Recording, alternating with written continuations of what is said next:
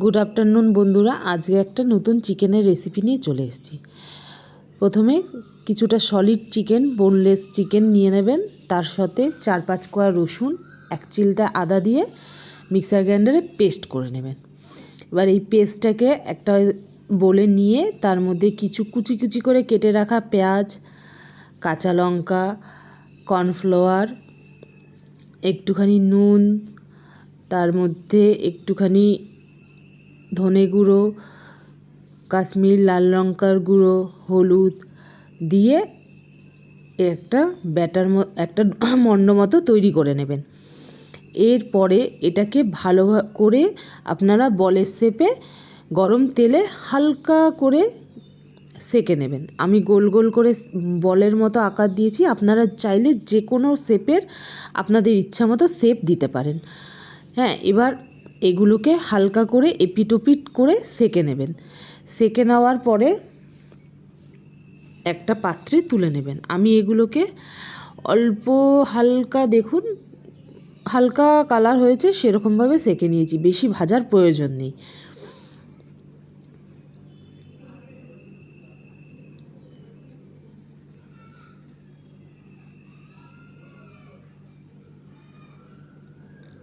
এবার এইদিকে এইগুলো বলগুলো ভাজা হয়ে গেলে অন্যদিকে আমি মিক্সার গ্রাইন্ডারে কিছু পেঁয়াজ দিয়ে একটা পেঁয়াজের পেস্ট তৈরি করে নেব।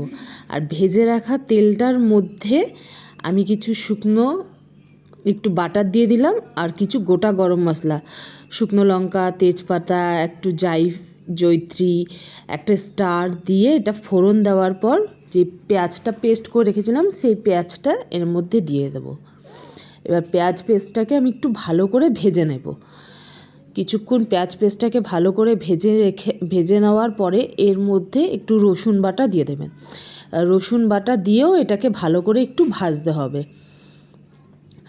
এবার কিছুক্ষণ ভাজা হয়ে গেলে রসুন বাটা দিয়ে ভাজার পরে এর মধ্যে আদা বাটা, লঙ্কা বাটা, হলুদ, কাশ্মীরি লাল লঙ্কার গুঁড়ো, নুন, স্বাদ মতো সব কিছু দিয়ে তার মধ্যে একটা গোটা টমেটো কুচিও এর মধ্যে দিয়ে দেবো। দিয়ে কিছুক্ষণ এটা ভালো করে কষাবেন।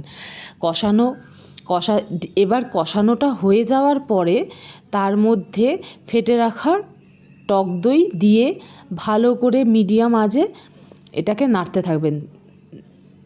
নেড়ে এটার সাথে মশলাটাকে মিক্স করবেন, না হলে টক দইটা কেটে যাবে। সুতরাং ধিমা আঁচে এটাকে আস্তে আস্তে ভালো করে মিক্স করে নেবেন। এবার মিক্স করার পর কিছুক্ষণ এটাকে ছেড়ে দেবেন, দেখবেন আস্তে আস্তে এটার মধ্যে তেল ঝাঁকবে।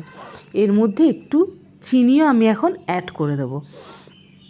আর ভালো করে এটাকে মিক্সারটাকে কষাতে যখন দেখবেন পুরো তেল জেগে উঠেছে, তখন এর মধ্যে কিছু কাজু আর পোস্ত বেটে রেখেছিলাম আমি, সেই পেস্টটা আমি এর মধ্যে অ্যাড করে দিলাম।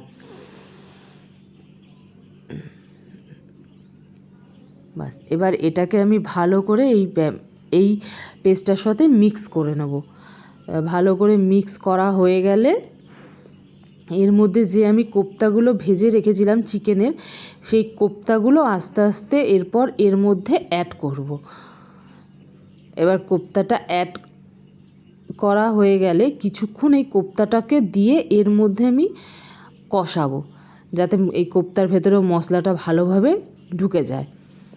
ভালো করে কিছুক্ষণ কষানোর পরে গ্যাসের ফ্লেমটা এই সময় একটু বাড়িয়ে দিলাম। এরপরে আমি কষানো হয়ে গেলে ঢেকে রাখবো, কিছুক্ষণ ঢেকে ধিমা আঁচে কষানোর পর দেখুন কি সুন্দর তেল জেগেছে চারিদিক দিয়ে।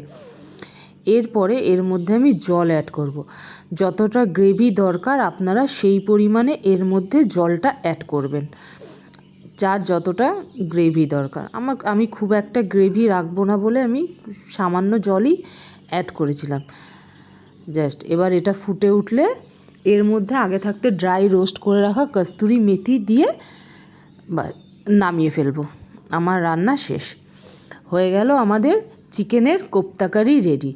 এই রেসিপিটা যদি আপনাদের কারো ভালো লেগে থাকে অবশ্যই আমার চ্যানেলটাকে একটু সাবস্ক্রাইব করে দেবেন। দেখা হবে আবার নতুন অন্য কোনো রেসিপি নিয়ে আরেকদিন। ধন্যবাদ।